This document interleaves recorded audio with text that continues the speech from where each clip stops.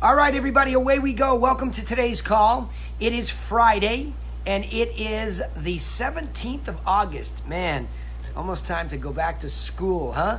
Isn't that music to all you parents in your ears?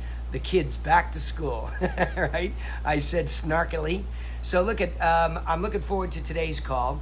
I do want to share in the preamble here as people roll into the call that we've had a couple of really good calls lately at the mastermind level that have dealt a lot with getting in touch with your vision. And again, very admittedly so, I've always found that a tough subject to cover. As much as I'm a head stuff guy, one of the biggest challenges I face when coaching it is that it feels like a very squishy topic. And when people come to me for coaching, what they're certainly expecting is a heavy dose of how to make money and as quickly as possible. And that manifests itself in a statement that comes to me on a regular basis that, hey, I need now business. And I'm good with that. I have no problem with that challenge because guess what? I do what you do every day and I want more now business all the time. So it's important that I'm always looking for that. But what I've come to realize is the benefit in thinking properly about how to get now business. You can't just say, I'm going to get it and drop right down to the techniques. I can have that conversation with you and maybe I should work backwards and I will do that. So what a lot of people would come to me and say is, I remember Paul Mihalowicz coming to me with his team and he got me on a fly on a Friday afternoon and his basic, premise was, hey, can you tell everybody how to get money by the weekend or how to get business by the weekend, this weekend on a Friday? So with no coaching time and pressure. And I had a very quick answer, and the very quick answer was absolutely. Get out there and do an open house. Book it right now, put it in MLS, get out there. And if you have the core materials like the seller course and the buyer course or their infographics, grab those, get out there. Do this because the fastest path to now business in sales is getting face-to-face. And the tragedy with the digital age is that it has pushed a lot of you, not necessarily this group, but many agents, it's pushed us away from that face-to-face. And our presumption is that we would be able to get to the buyers and the sellers quicker because of the internet. And it's the exact opposite. It gives you the greatest excuse to move furthest away from them. And so we will justify oftentimes, well, it works for me. Like I'll hear that from top producers. Well, it's working for me. Great. I always recommend as a coach, anything you're doing that works, continue to do it. Don't ever stop anything. But what I'll have you do is start to think differently about how you do what you do. Because there's no doubt in my mind's eye from an empirical or evidence-based situation, lead generation on the internet has gotten more expensive by far than when we first started. You used to be able to do Craigslist for free to get leads and they would come in just in abundance. And then that got shut down. And then all these lead gen platforms and all the coaching companies and then a lot of the major companies started to teach internet lead gen. And so guess who got worn out? The consumer.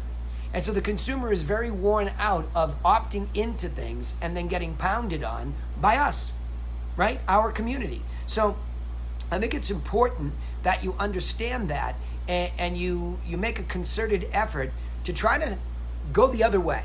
Think about the deals that you have closed, or if you're new to the business, you think about where those people have helped you, who have told you, hey, I just got a deal, it went like this. So if you're working for a broker, an agent, a group, whatever, ask about success. That came up yesterday, to have those anecdotes of how the business really works. Hey, I just saw that you closed a big one. How'd you find that person? And that'll begin to give you clues about the closest you can get to now business. But remember, even at an open house, for example, and somebody comes in and they want to buy that house, there's still that little phase where there's a lead phase. Somebody walks through the door, hey, welcome to the open house. Sellers ask that I have everybody sign in, if you don't mind doing so right here. And then there's feature sheets there, and then I have some other information. Wink, wink, the other information is what's going to be unique about what I'm going to offer them as far as guidance is concerned in a plan. And that's where we were going with vision. So now you see I've got this open house as an example. I'm sitting there vetting people, lead gen, that can quickly become a prospect, meaning there's an opportunity to continue to help or not. So you can get through the lead gen phase or the disposition like that in minutes, because you can see that they have an agent, you can see that they have no interest in talking to you, or they do. And that's when you come in with your plan and your guidance of what to do and having the confidence to give that away. And that's where we go with the mastermind group in intensity, knowing that that core content is a giveaway and that you're going to give it away. But this all comes back to why we don't do that readily and easily is we don't have a vision. So a lot of people, they'll come to me and say, well, why would I do that? What if it's my competitor? What if they're working with my biggest competitor? So what? So what? You're only giving away what to do information. And you're giving it to somebody's client. If it helps them and their agent, you left a good footprint in the world of real estate. And I think that's really, really, really important to understand that. But you won't do it readily. You won't do it willingly unless you have a vision. And I'll share mine with you. My vision encompasses my primary aim, which is to be a person for others. That's my personal primary aim. And that makes me want to help people. Forget about real estate for a second. It makes me just want to help people. So if I can carry that on, and for those of you on Facebook, you can see the diagram behind me. If I carry that attitude into real estate, then my first disposition every day is how many people can I help? Not make money from, not turn into prospects, not flip to clients. How many people can I help today in the context of real estate by giving my guidance and an outline for a plan that might be beginning to get even specific for them. So for example, this morning, I went to visit a gal who has a beautiful tract of land. She'd like to sell it. She's done a lot of homework. So I was there primarily to give guidance. And that's rooted in my vision to help, which is rooted in my vision for primary aim. So spend some time thinking about that, every one of you. And if you want to bring it up today, I can deal with it. But working backwards, right? And for those of you that are online, I'll show you. Now business can come from things where you are directly in front of people. So even joining clubs, business clubs, or BNI groups, or whatever floats your boat, where there might be a business discussion, but clearly in the context of real estate, there's low-hanging fruit, which means not easy to pick off the tree, but at least where a discussion can happen, where you can help. That happens every week at open houses. As soon as this call is done, within an hour and a half, I will be sitting at one. I'll be taking my laptop, and people will either come or they won't come, but I will be there, because the fastest path for me to create new clients around this really good listing that I have is an open house. The next thing would be if I wanted to go door knock or drop my package off at expired, or maybe take one step back from now conversation to the expired, right? On the phone.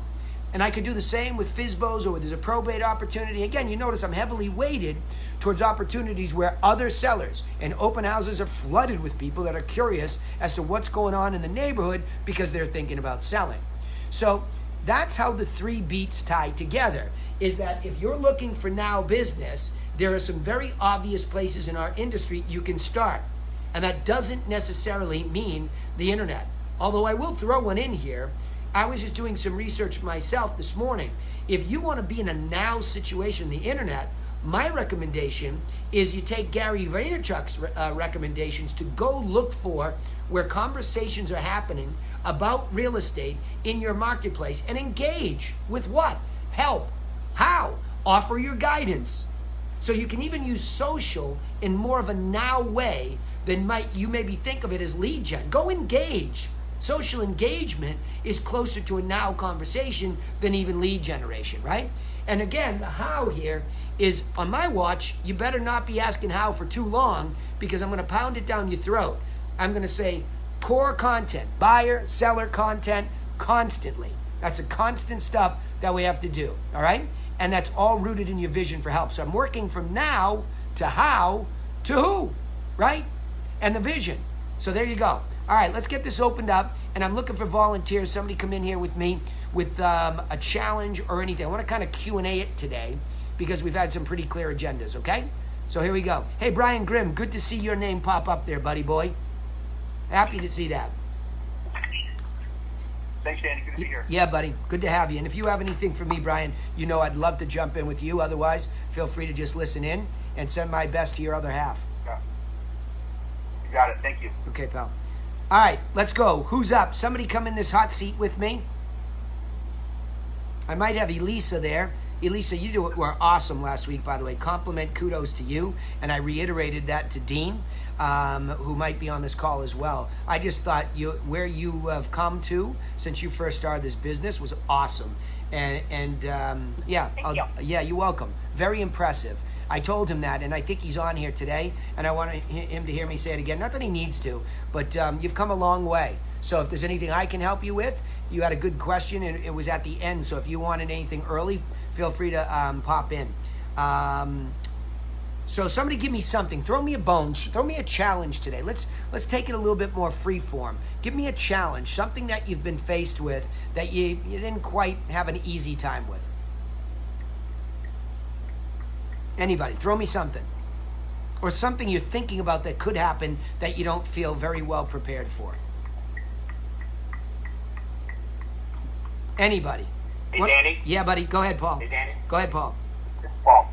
Hey, so I have, right now our market is shifting, and I have some sellers in denial.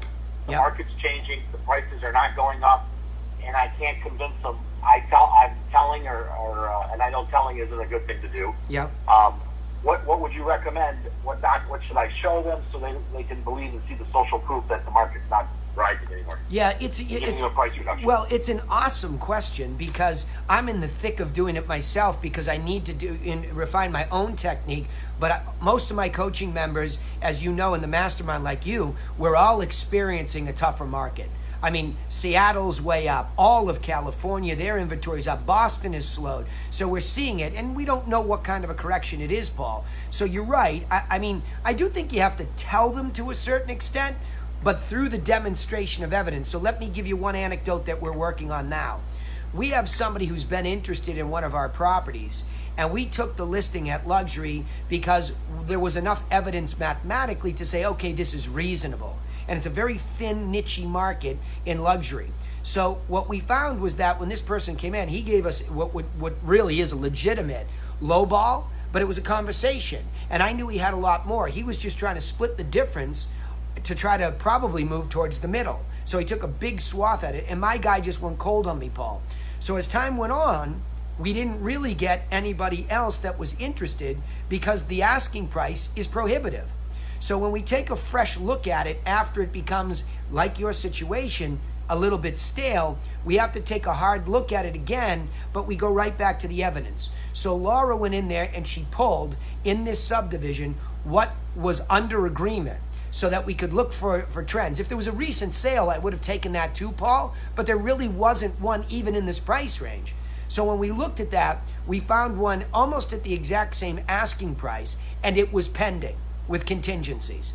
And then there was another one that bracketed where we think it should be on the lower end. So I had $1 million and $1,475,000 to be specific. I had two properties that were pending. I don't need any more evidence than that outside the general marketplace. And I'll get to the general marketplace too because I'm doing something there with Serena. But once I have that much evidence, meaning I'm that far down the road, I've had an offer, I'm specifically in there, I'm only looking for the least amount of information that still makes the case for where the market's trading for the product. So at 1,475, we can make a guesstimate, Paul, that it's probably going to be somewhere negotiated around 10% off. So I can make a case it could be as much as 150 grand off the 1,475. Same for the 900, which would put you down at, let's say 750, 850, in that range. It could be that little. So I can now say that to him with evidence. I can say, here's this one. Things are selling when they do in here for about 90% of their asking price on average. So let's go with that. And I've got it bracketed. Now we're going to look at absolute dollar, Paul. We're going to say at 1,475, which is about what you're asking, 1,495, so we get 20 grand. You got to look at this house and you got to ask yourself truly, would you buy his or yours? And Paul, it's pretty easy in this evidence case because there's enormous amounts of extras. There's a pool house, there's a cabana, there's a whole lifestyle outside that we just flat out don't have. And if you've noticed the news with all the sharks coming around Cape Cod these days, people are curious to watch them at the beach, but they're going to go for a swim in their pool. So pools are becoming more and more an important part of the Cape Cod lifestyle. So you get my point. And at the $999, we have to say, oh boy, I mean, that's a 50% less than we're asking. So how much more do we really have than them? So in that case, that's one example at luxury where I don't need that many pieces of data. Now, having said that, I'm very curious, and I'll open it up while I'm talking to you.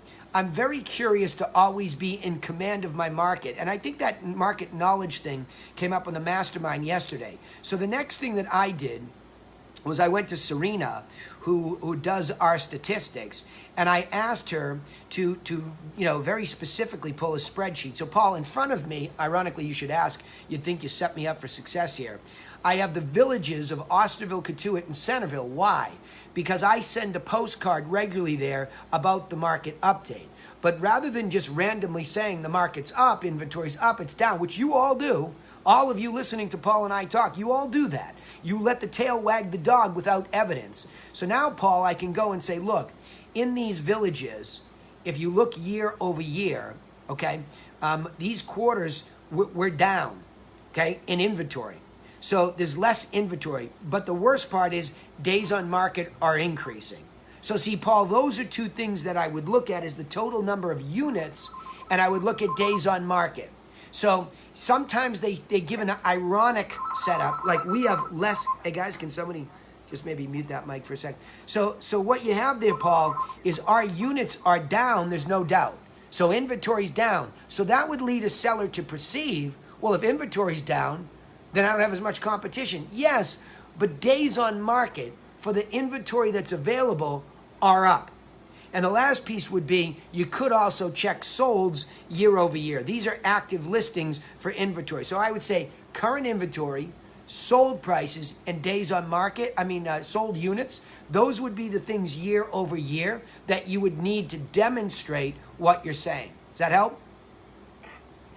It does, but here's the other objection she came up with. Yep. While we're close to September, and we know September is a new selling season, why don't we just stay put, not reduce the price, don't make any changes now, and wait till next month?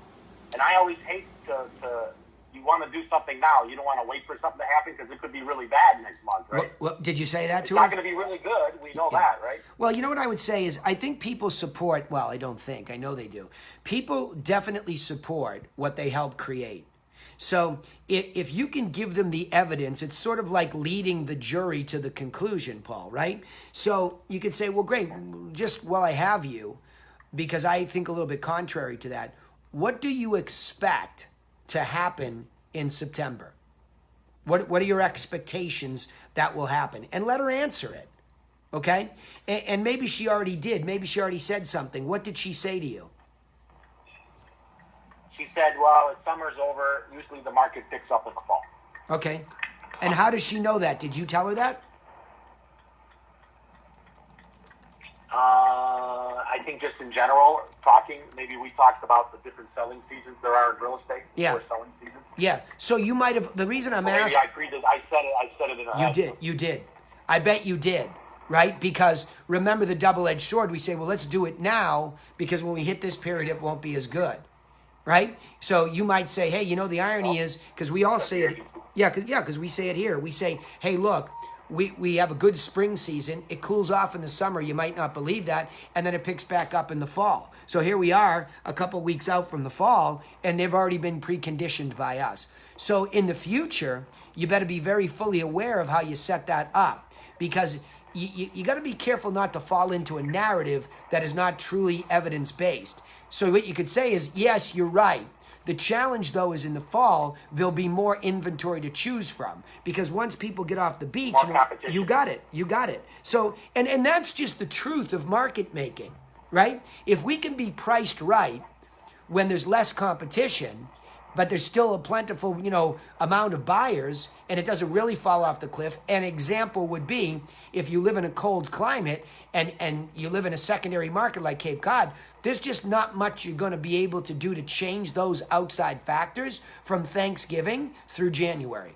It's just not. You're going to grind through that spot. And if you're on the market then, it's because you're warming it up for the spring, or you're in the tail end of a contract and you're still trying to get it done and there's interest. You have to have a real reason to be out there during that time. So I would say I would be cognizant of how you set her up. So what I would do is I would go back to her with some evidence in hand, say, I was thinking about this.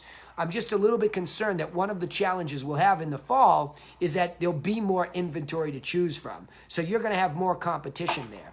So, Paul, what's the price range of the property, by the way? Which will drive the price down. Yes, correct. The price down, not up. Correct. What's the price of the property, Paul? Got it. What's the price?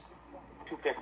All right, 250. Where does that stand as far as first-time home buyers in Birmingham? Is that really in the wheelhouse? Is there a big market for that? No, this is a condo for a specific person. So this is a different, unique thing. They're price sensitive. It's just we're seeing the downward trend. Yeah. And the media is not talking about it.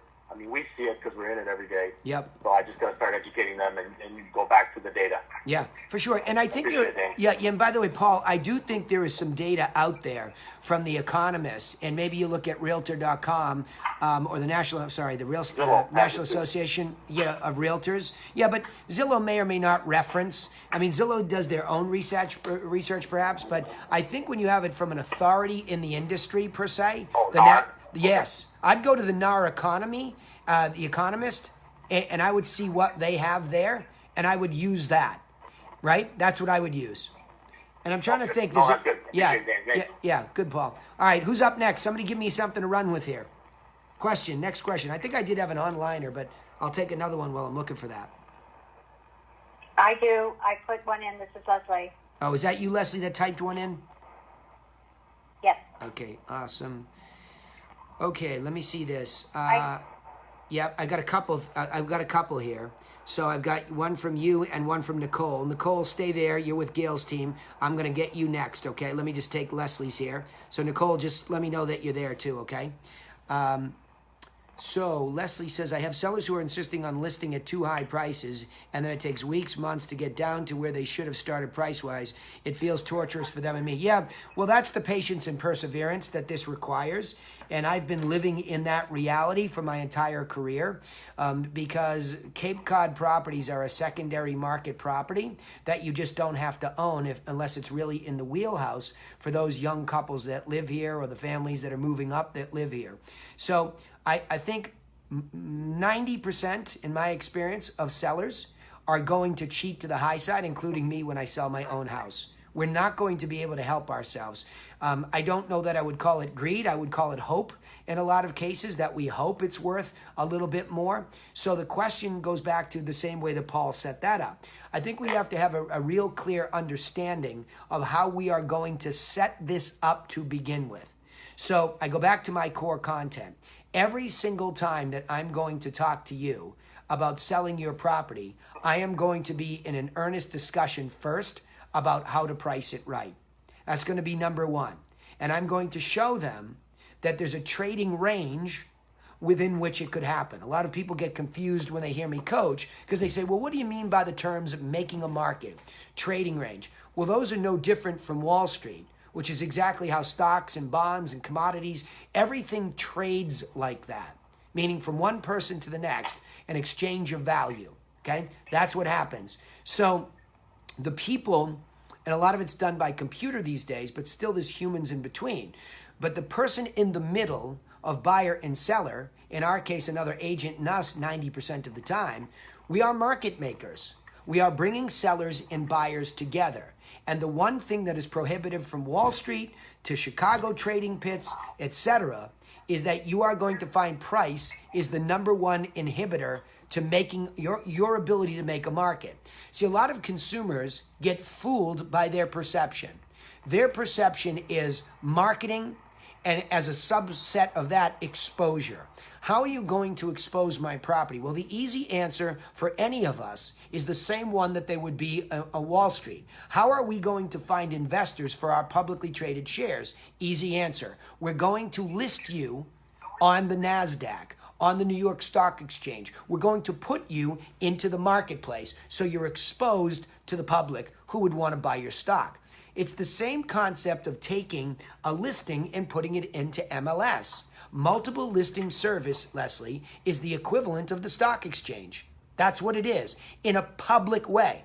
Certainly, you could have privately traded shares, okay? They're off-market shares, and they can be traded private. That's what private companies are. They bring people in. They might sell privately to an equity firm, like a venture capital firm, but that's private. So the ultimate is the marketplace is huge. And by the way, I just did a study talking about statistics because I'm tired of people saying to me, well, this big company gives me more exposure. Well, no, they don't. No, they don't. They don't. They put you in the same marketplace I do, and in fact, you start, I believe, to lose that special attention that we do with some of our push marketing. So all of that conversation has to become part of your routine, Leslie, where you're explaining to them the truth about how this works. Because what you're doing is actually a disservice by feeling that way. I'm not saying I don't feel the same way, but you're doing a disservice because you simply haven't gotten to the point where you can educate them, and now after this call you can, to say, look, I'm a market maker who takes your property, puts it in MLS, and also gets off my tail and tries to bring activity through open houses and pushing it around on social. Okay? If that activity between those two things doesn't get anybody to want to see it, the plain and simple fact is that the market is telling us we have a pricing problem. Even if we have a slow drip, that's great, but who wants a slow drip when you're trying to make a robust market for a property? If you all want to see the extreme, and I did a TV show based on the technique, and somebody was talking to me about it today. If you want to see the extreme fastest way to make a market, to find out what any property is worth anytime, anywhere, you take the price, you cut it in half, and it bids from the bottom up. And when the buyers are done bidding against themselves, you have a floor from which you can work. And now the seller makes a counter to that, and we close the gap and we finish. These are all market-making activities that are predicated on some understanding of how price is made. So the question really is, what kind of a pricer are you when you go into that property, right? So what kind of evidence are you bringing to them to lead them to a conclusion in spite of their over-exuberant hope that they can ignore the evidence? So I'll leave that question to you. So the most recent example is my listing in Royal Oak, and we were talking about pricing it and with the seller, and one of the things he did was he talked to a, quote, friend who's an experienced realtor and had a conversation with that person, and that kind of, and then it kind of took the conversation off into another direction. Okay. And what direction? So what direction? Hold on. What direction? What do you mean by that? Let's be specific. Well, so when we were looking at the comps, actual comps, we were around like 250, 260. Well, then after talking with this other person, he said, well, the people will come and see it if it's anywhere under, 300,000, because they'll be looking, for anything under 300,000. And so he said, let's try 299. Okay, So stop. we All jumped right, somehow. stop. Don't rush, because to learn how to do this better, that's where all the math comes in. That's not rocket science, but that's where every realtor, in my experience, when they first start learning the math, panic. Well, I hate math. This is like as basic a math approach as you'll ever be involved in. And so I want you to just digest this for a second. What percentage is 50 grand of $250,000? Anybody can answer that question. 50 grand is what percentage of 250? 20%. Okay, thank you. 20%. 20. Thank you, Alan. Thank you. So 20%. Now, what does that 20% range mean to your ability to make a market? Okay, let me demonstrate. Where I was going with Paul, and I said it quickly, but now you give me an anecdote that I can deal with. Okay, and the anecdote is that at luxury, my study of luxury math shows me that things that are $1 million or above in the areas I cover tend to, on average, be giving up 10% during negotiation. Meaning, if it's $1 million property, on average, it's selling for 900. If it's 2 million, it's selling for 1.8. So I have an average, and that average is skewed. It could be full price, or it could be double the 10%, down to 20. So I could have a trading range off of the correct price, a range of 20%. Okay? So now that's at luxury. When you start to get into 250 and you start to talk about a 20% spread, and you start to talk about people who would be qualified in that range, there's a very high likelihood when you go to 250 up to 300, you have taken a whole bunch of people right out of the marketplace, right out.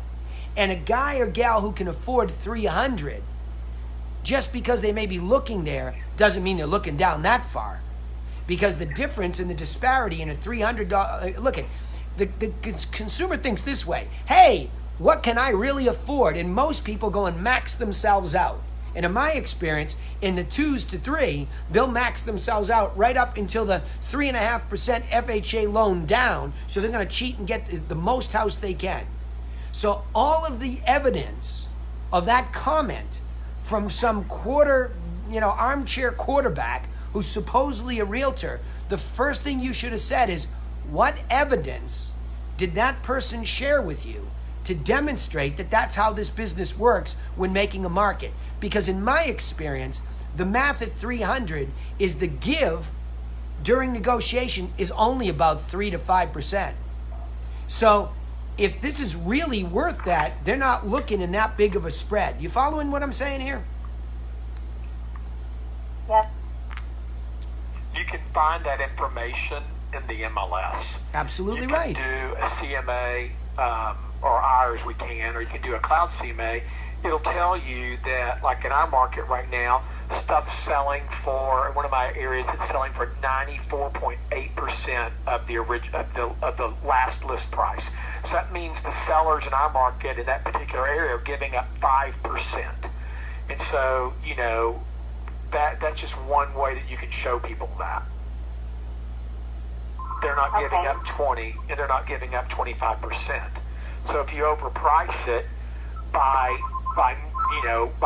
you're losing them. There's also who has the price it right pyramid, Danny? The pyramid. There's a price it that's pyramid, a good question. Which that I think is in the cloud CMA, and people have access to the cloud CMA, and it shows that as you get higher up on that pyramid, so you get above your the where pricing should be, as you get higher and higher up, you get a smaller and smaller and smaller segment of the buying public, and so it kind of shows them. You just can't pick a price, because you get 20% above where it should be, where the evidence shows. Forget it. You're dead. You're long dead. You're dead. You're long dead.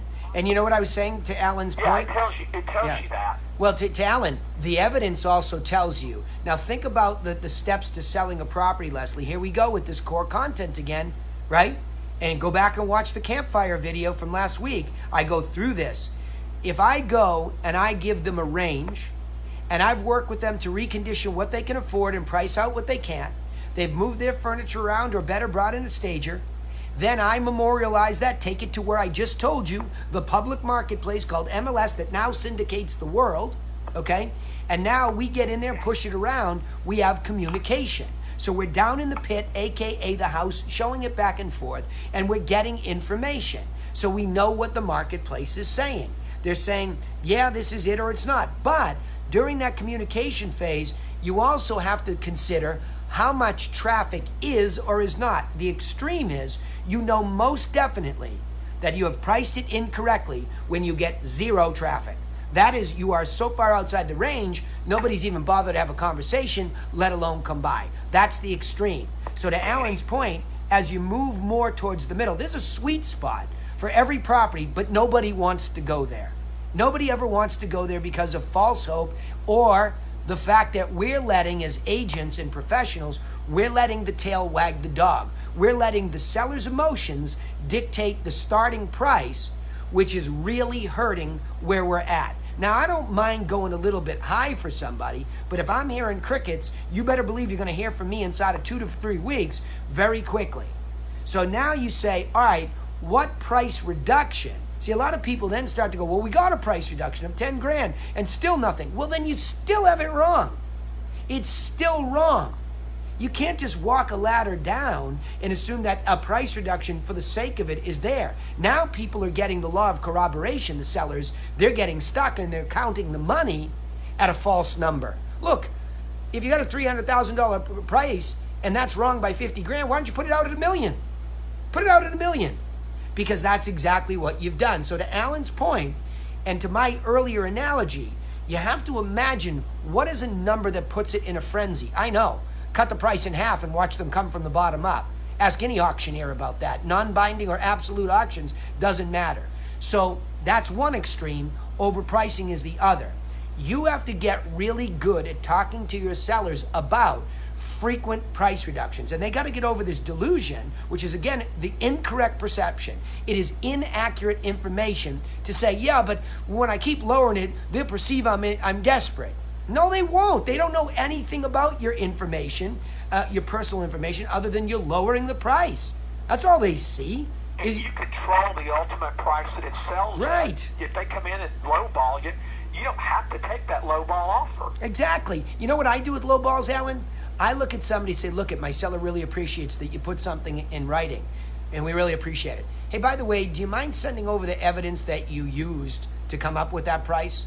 You must have used some comparables or some market trends or something. If you use something like that, wink, wink. That we're missing. Wink, wink, Yeah. that we're missing. And they can't do it. I'll present that Okay. to my client. Yeah, go ahead. So that's one of the things that happened was there's an empty lot next door that one of the builders in town just bought for $350. So he offered $330. We're down. We're at $454. Yeah, well, But he actually had the stats for next. He bought the property next door at $350. But So what does that mean to you? What does that mean to you in your mind? I want to know what you're thinking and why you brought that up. What effect does that activity have on you?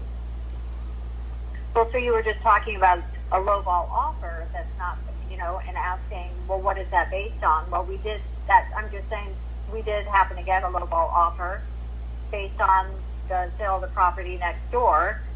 And what does that do? That just kind of, I guess to me that creates the bottom of the range. Good. Okay, hold on. So Let me. it's like, okay, now we know what the bottom It's of the not. range It's is, not you the know? bottom of the range in that case. It's even different. It's even a little bit different. Okay. Is it the same developer who bought the lot next door that made the $330 offer? Yes, because he bought the property next door $350. I got it. But then he said he has to tear the That's house exactly down, right. so That's what he I was just offered going to say. $330. That's what I was just going to say. He's got a $20,000 tear down fee, and that's exactly right. So he's making the market for land value for new construction. So you know exactly what that number is. Problem is, there's a better retail number. Problem is for the developer, this guy, your client, can probably do better retail, even if it's another 10 grand, 20 grand, 30 grand. There's a premium still to the seller. But what he's not doing is he's not closing the gap enough with the asking price to go capture that. So I feel like this case, we've talked about it for a long time. So really we're back to what kind of a conversation have you had with him about, okay, we know what tear down retail lot price is. That's not our guy. We could get that one done quickly, as is, where is, no home inspection, etc. But you want a premium above that. So our only problem is the premium that we're asking for is not good enough for people to come in and buy it at that number, right? That's it, period. So you're at a number. Now I go back to the market evidence. Are you getting people to come look at the property still and regularly? And if yes, how many per week? That's the evidence of your ability to make a market at that price. So what is that activity? I did an open house last weekend, and 5 parties came, couples or individual people, and 2 expressed interest, and 1 came and saw it for the second time. And we had 2 requests to see it this weekend. So we're getting activity. Okay, hold on. Now, as a market maker, the most important one to me is somebody came back twice. That's the buyer that's coming closest to being fully interested, to making an offer. Are they working with an agent, yes or no? Yes. Did you ask the agent if they're ready to make an offer? Yes. And the agent said what? A couple times. And the agent said what? The agent said, "Thank you so much. It was very informative when you showed us the house. My client just didn't feel like this was the house for him. So he is not going to be making an offer." Okay, so he's done. If he had made an offer, what price do you think he would have come at is the next question for her. And more importantly, since you looked at some other houses in this price range, what do you think ours is worth? So you can still go through the what if with a real buyer who really knows the property and a real agent who really knows the property. That's a very clear step in making a market. We can't let her and her buyer go without knowing if it was the right one for him. And I know you came close. What do you guys think it's worth? Now you have a piece of evidence when they say that to bring back to him and say, okay, here's the person that we got closest to doing something, and here's what they thought it was worth. Now, in order to get more people like that, and if that would have been a decent number for you, we've got to adjust the asking price. I'm giving you some what ifs, but you haven't completed the job as a market maker as thoroughly as you could to help yourself. Okay? Danny, Excellent. another question you can ask them is, if they say, well, that just didn't work for the buyer, and say, is there anything that we can do on our end to make it work for the buyer? For sure. That's a great Because point. it may be something like, it may be painting, it may be carpet, and it may not be. They may say they hate the bedroom, they hate the layout. Well, Yeah. that probably can't be changed. They hate the location. Yeah, hell, that can't be changed. But sometimes it's stuff that's really, it may be a price. I mean, it's outside of the range that my people are looking for. I mean, I always ask, what can we do? Even if they say, yeah, that doesn't work, I just say, is there anything we can do to make it work for your buyer? Yeah, you've got to be much. That's I did ask that. That was Paul suggested that. and Thank you. and She said it's just not the right house for him. any specifics? Can you It's be not more something. specific? It's not one thing that he could change.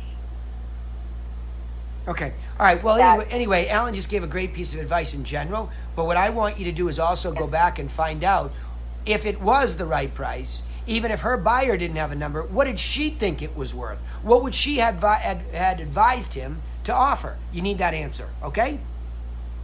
That's a good one. Excellent. Okay. All right. Let me move on to Alan. Thank you. That rocked. That last piece of advice was Hey, excellent. Danny, Yeah. can I throw, for those people that have like a showing system in their area, we use centralized showing here Yeah. in Dallas. And the great thing about it is they have reports now on the back end. And so I can go into my listings and I can see in a price range, and you just have to think around with it, how many showings have been done on a listing in the past week. Right. So I can go back, because I'm working with some guys. Last week was 3.4 showings per listing. We Yeah. had one. Yeah. That means we're 67% off the showings in the area. Yeah. Yeah. Wow. That's a Does big that deal. make sense? Well, yes, So because you can see, yeah. it's Go- really powerful if you've got that, because you can see what the, and I don't do all of them. I do a price range. This home's listed at 440, so I picked homes 400 up to 480, a little bit above, a little bit below, and it tells you. And some weeks there's been as many as like 7 showings a week, and we had 2.5. We had 3 that week, so we were 50% below. We've been 50 to 67% below the average showing in that area, and I just keep hitting them with that. Yeah. We are not in the right price for the condition, guys. So Or Alan, we'd be having better showings. So Alan, run with it. Let's run with it. What kind of reaction are you getting? What kind of pushback? Let's deal with that, because that is the lean-in moment. When we get the pushback, what do we say? What do we do? Anybody want to jump in on this too with us? What kind of pushback have you gotten in the past? Are you worried about getting? This is a really important discussion, because as market makers, think about how close you are to getting the sale. We kill ourselves talking about conversion and marketing and getting it all the way through the very edge of a client who can enter into your closing department. But this is the skill set. This is not a scripted moment. Remember I talking about that last week? This is one of those moments where you need to be market savvy knowledge-wise to be able to have a good conversation. And oftentimes, even if you're a rookie, just asking, like Alan had some really good questions just to provoke their thinking. You need these clients of yours to read their mind out loud to you so you know what their perception is. We know how to do our jobs. We train on it here every single week. We know how to do the job. The problem is, do they trust us in the heat of the moment to do what it actually takes to sell? Or are they so locked up in the law of corroboration that once they got a number in their head, they're like a pit bull and they're defending it even against you, their trusted advisor? Right? So Alan, any more real dialogue there you want to throw into this? I just keep coming back with them on evidence, and I lost that listing to that elderly lady, a couple of months ago because she had a number in her head, and it didn't matter what the evidence was. Right. And she had, you kind of have to dig in. I said, so where did you get that? Well, I have to have 500 in order to go to the nursing home. And I said, net. And I said, well, that would put us at 530. And I said, I brought you the evidence of everything that's sold as a teardown, and nothing's been that high. And she said, well, then I guess I just won't sell the home. And I said, well, that's always an option. I said, but you're telling me you've got to sell it. So I'm just trying to help you, get in this, a price. I said, I'll cheat it. If you want to cheat it to 530, we can sure try that and see what happens. The market's going to tell us. Well, I don't want to underprice my home. I said, in this market, you cannot underprice your home. In our market in Dallas, there are still enough buyers out there. You will not underprice your home. If we get it too cheap, we will end up with multiple offers from multiple builders. Well, I was just going to go, Alan. You cannot underprice it. Alan, I was just going to go there a little bit even further, and I've had the experience of doing a TV show around underpricing. It is impossible to underprice it, even if you start, at an auction 50% of what you perceive market value to be. It's impossible because it bids itself up. They think it is, Danny. Yeah, I know. In their mind, they think that you're going to price it, and so you have to. Our top achievers in this company, we've had them talk, and they say, you have to go back to them, and they say, well, I'm not going to give it away. You will not give your home away. There are buyers or multiple buyers out there, and you're not going to underprice it because there will always be a buyer or multiple buyers out there at the right price. So you're not going to give it away for zero. Just like a stock. Well, stocks can go to zero, but typically they're not going to go to zero. So I just think that you have to hit that sometimes head on when they say, well, I'm not going to give my home away. I'm here to make sure we don't get the home away. But hold on. I'm not going to underprice it. Yeah, I think it's even more specific than that. I think, Alan, the only way to give a house away is to sign the deed to whom it may concern and put the keys down the end of the driveway. Right? And I've said that tongue in cheek many times. Right? You want to give this away? Danny? Hang on. You want to give this away? Grab your keys, grab your deed. We'll put them down the end of the driveway, free, next to the couch that you're going to put out there, okay? So let's get beyond that belief, which I know creates a monster in your head that doesn't exist. So let's get beyond that. As a professional market maker, I'm telling you I could try to give this away, and it would be impossible because it would continue to get bid up and up and up. In fact, that's even a better technique, but you probably couldn't handle doing it that way. So we'll go top down. Now, the way that we go top down is we look at the evidence and we sit there together as a team and we discuss it, you and I. So you've come up with an end or an outcome that you've written into the script. In other words, you want to walk away with X amount of money. First of all, tell me a little bit of the background about how you get that number. Forget about the house for a second. What does that amount of money actually do for you when you get to where you're going, right? And how does that happen? You know what I mean? Like, that's what you're looking for them to get into. Because people, again, will support what they help create. So if they create a decision with you to start at 5:30, but they understand also along that journey its trepidations and its challenges that could create, that sets you up. I go back to where I started with Paul. It sets you up for a conversation down the line about, okay, now remember we talked about this. You looked at what you were going to walk away with and you had a little flexibility, but we did try to shoot for the top of the cherry tree. Unfortunately, you see this evidence? We've had very few showings and it's making it tough for me to make a market, okay? So how do you feel about that? Well, this and that, and okay, I can keep going, but remember, if we don't change our price, you can expect this slow drip, and I'll continue to work it. And when somebody gets close, I'll exhaust them and I'll have them tell me why they're walking away in the end. What else offered better value at $530,000? So those are real techniques that I go in with people, and it's not a secret. You know, I broadcast this thing live on my profile. A lot of my clients are there. I'd say it to anybody's face. There's a reality to this. I'm a guide. I'm giving you a plan. The decision, here's the final point there. The decision, yours. Yeah, the decision is yours. I'm only here to bring you and make a market for it and show you what's what. You might not like the decision. You might decide not to sell. But you're not going to be able to blame me because I'm just the market maker, and I'm going to exhaust every technique to ensure that as long as you're asking me to do something within reason, if you're asking me to do something unreasonable, then forget it. But if you're asking me to cheat the price to the highest end of the range that's supported by evidence barely, I'll do it.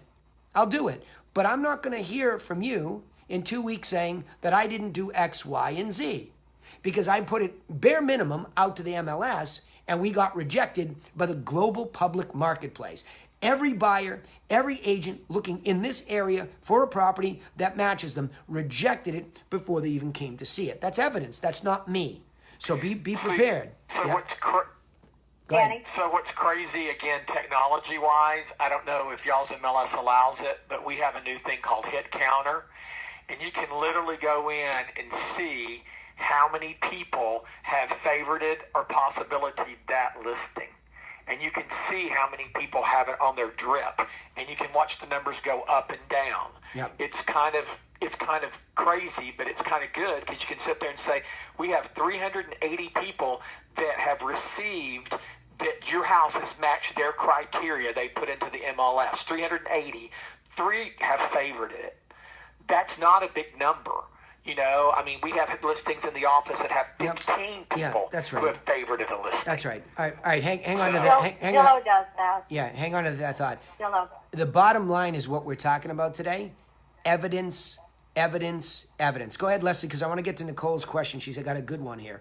So go ahead. You had a comment. So, just very quickly, so, you know, sometimes when I make a suggestion, you know, about where I think the range is, and they are mad. They're actually mad at me and, you know, kind of resentful. And one of the things I point out is I'm not the one I'm not going to determine what the house sells for. That the person who determines the price are the buyers. Yeah, the only reason somebody And would be it's mad at kind you, of- hold on. The only reason somebody would be mad at you is because you're presenting it incorrectly. So I don't know that I have enough time to really deal with that today, but that's a presentation. And you're showing it to them and letting them react to the data. It should never be that personal. Never. I mean, Okay. if you, and again, how do you know that they're mad at you? Did they state that? Well, with the house that we've been talking about, you know, since January, yeah, he threatened to not list it with us again. And, I mean, he was saying very nasty things to me via text. Like what? Tell me. That's what I'm looking for. I need hard evidence. I don't want nebulous. I want very specific comments because your interpretation of a difficult situation could be exacerbated. That's what I'm after. I'm trying to see your emotional reaction to challenge. If he's nasty, then dump him. If he's that personal, if he's that personal and nasty to you, that is, you finish your job as soon as it expires. You do everything you're supposed to do. You call it a deposit in the education fund, and you move on. But I need proof before I give that advice that he's being personal, and it's not just you being challenged to be forced to be better. This is one of the things about texting that, you know, which is why you and Paul both continue to suggest calling. My client doesn't really want to talk on the phone. He really wants to text, but Because I can be a bully in text. Yeah, but go ahead. I want to hear this. Do you have the text? Oh. Do you have the text?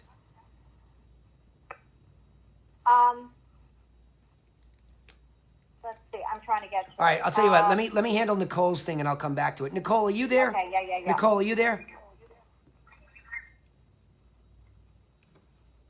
Nicole, you there?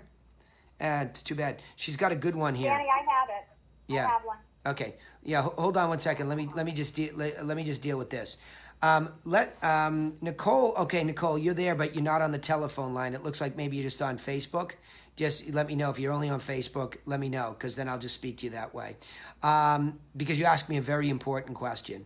You asked me. Oh, where did it go? It was just up here. Now it just disappeared on my screen. See all. Here we go. Hang on. It's very simple, actually. Yeah, it's okay, no problem that you're only on Facebook. I'm just thrilled you're here. So let me deal with it. She's asking me about signing in at open houses, and this is something near and dear to my heart, okay?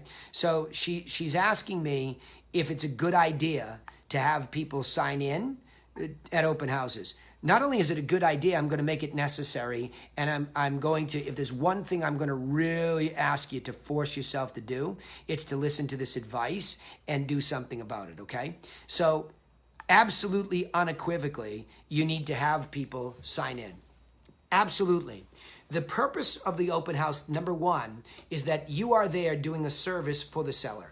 Okay, your job as a push marketer, beyond just the reactionary marketing. In other words, I put it on MLS. I did my best with digital pictures, 3D tours, blah, blah, blah, right? I got it up there. I did my job. But now I got to go out and I have to be aggressive. I have to go try to make a market for this house myself. I can't wait for just the co-brokes and the onliners to come. I have to open up the doors and have people come. So the number one job is for you to sit there and make a market of people coming through the front door. Now, that is your seller's private property, and that is your private open house.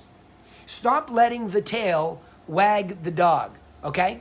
Now, that's a matter of technique, too. It's a matter of presentation. And what I've suggested is you stand at the command post in this house. In other words, where people will be entering, that you are clearly there set up on some sort of a kitchen counter, a table, whatever, where you can present yourself almost as the equivalent of a maitre d' of a restaurant. You know where they are. They're right there. You ain't getting in that nice fine dining restaurant and zipping right by somebody. Hi, welcome to XYZ Restaurant. Did you have a reservation with us tonight?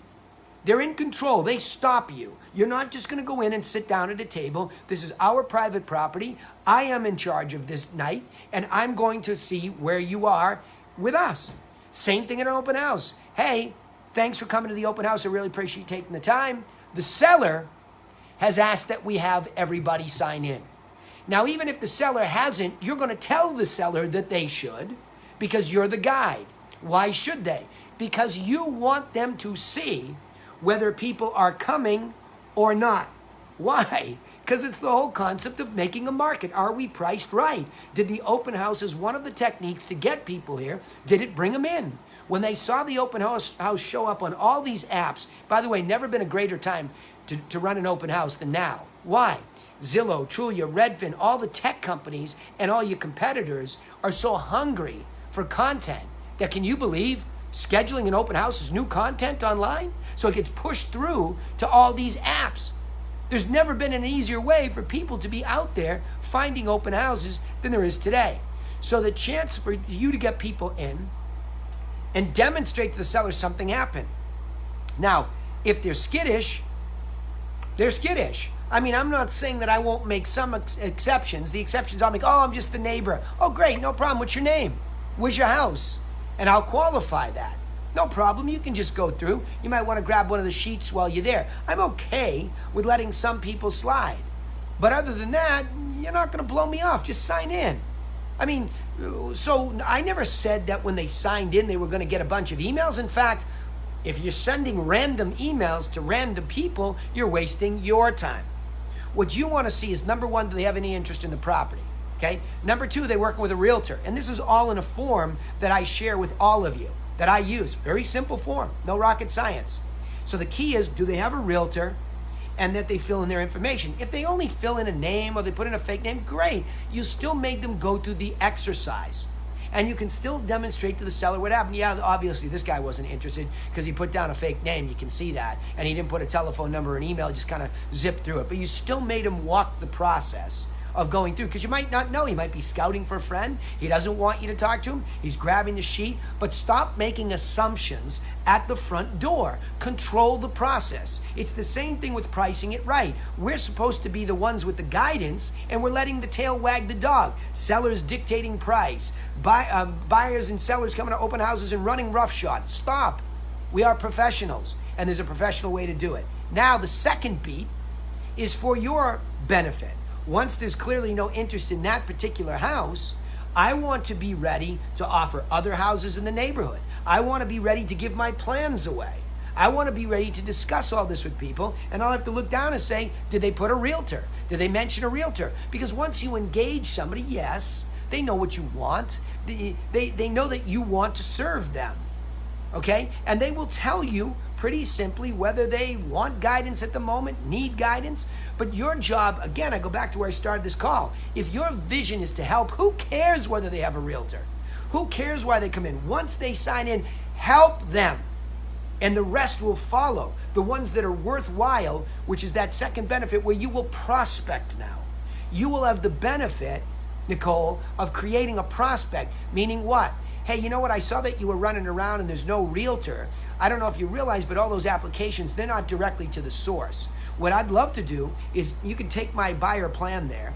That's number one. I'd like to give you that. But number two, I don't know if you know this, we can upgrade you directly to the source. We can put you directly into MLS. As realtors, we're members of that. It gives me more flexibility to get specific with what you really want, and also send you some sold properties so that while you're running around looking at properties, you see what the money's actually buying. You can actually drive by some sold properties in your price range. So you start to get more savvy about where the market's really at and not guessing, because a lot of these will go unsold, expired at the wrong price. So I'd love to be able to give you some more free information that's specific to you. So there are the real major beats with an open house, and why I think it's the number one way to introduce yourself to nower, if there's such a word, I'll make it up for us, more now or nower business. You're right there, right? All right, I know you can't answer me, Nicole, so hopefully that was a nice, thorough answer for you. All right, final thoughts here, final questions. What's burning that hasn't been answered or questions? I'll do a little OT here. Hey, Lee, is that you, buddy boy? Did you just close that whale? Yes, sir. Attaboy. Yes, sir. Congrats. Bravo. Hey, do me a favor. Share the success, right? I think we just need to say, you don't have to get into the math if you don't want to, but really, I think that as one of the long-standing mastermind members who's just a giver to this group, just talk about how your whole shift in mindset, because everybody thinks, oh, the veterans of this group, they're already there. Talk about the mindset shift from about 36 months ago and what it leads to today, if you don't mind. Yeah, like I was saying on the call yesterday, I mean, our mindset, my whole culture has just changed, and we're a lot more laid back and a lot more giving, and it's paying off big time. And I just closed on a 1.2 million, double-ended it at 6%, collected 2 admin fees, and got 4 hugs and big smiles and handshakes, and they're asking me where they can give me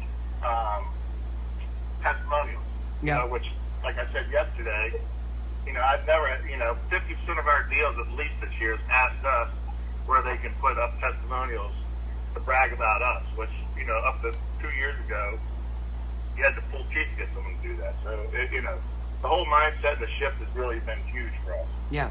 And why? Well, I mean, pragmatically speaking, and how long did it take you to get that mindset? I mean, why is it worth everybody getting to that helping mentality and that vision? Why is that so important?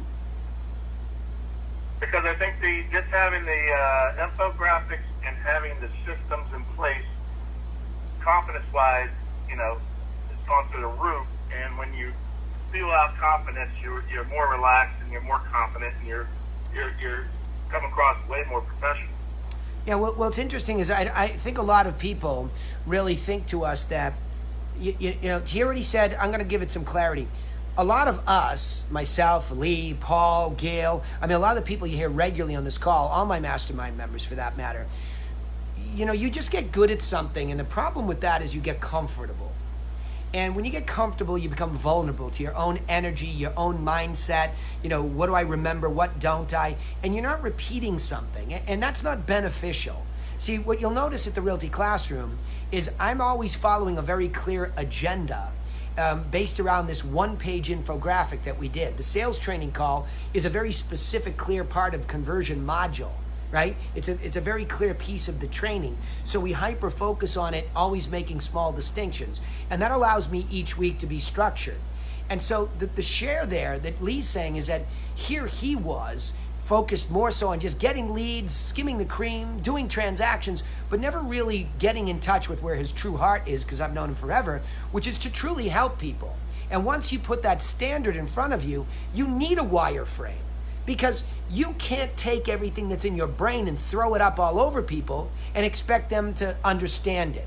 And the best teaching is to give the basics to people and begin to empower them. And as they can handle a deeper dive with you or want to go deeper, off we go, right? So there you go. The other thing I was going to say about the open house, on this particular open house, we had such an awesome visual footprint started, and video and drone video and everything else, that we had 120 people come through in 2 open houses. Each of them were 2 hours, Saturday and Sunday. We got 6 offers, all well over asking. But we had some people who showed up who were nasty, who did not want to sign in. We had 4 people sitting on the house, and I literally told my people, if the people are going to be rude to you and won't sign in, tell them they're not allowed to come in. If they have a problem with that, come get me and I'll tell them. Yeah. So right. I've got to the point where I'm not even scared to tell someone, get the hell out of the house. You're not allowed in. Well, again, we don't even have to, I know you because you and I are a lot alike, but what I would say is this. Look, let's just get rooted back in this again. This is private property. We've invited the public, but we have rules to the way we've invited the public, and that is sign in. What's the big deal? I'm not going to pester you. This is a private event, and you've been invited. I said that too. I said, I'm too busy to chase you. Yeah, you got it. Yeah, I like it. All right, awesome. Listen, I've got to wrap. You're the best. Congratulations. Celebrate, because that's a lot of hard work that just resulted in that. Bravo. I think that's just, I'm jazzed for you. So good for you. There's a good reason to celebrate and a bright reason to look to the future to say, if that worked that smoothly and that result was a happiest past client, forget the money. It's the ecstatic past client seeking you to go find out where they can give you a review. That is the classic 100% raving fan. Bravo, my man. Awesome. All right, good work, everybody. Listen, have a fabulous weekend. Thank you, Leslie, for grinding away with us. Alan, super insights today. Bravo. Appreciate you, brother. And, of course, in the end there, getting that last question was stupendous from Nicole because it allowed us to go there, okay? Have a great weekend. Help people. That's the key. The rest will follow. See you then. Bye-bye. Thanks, Danny. You bet.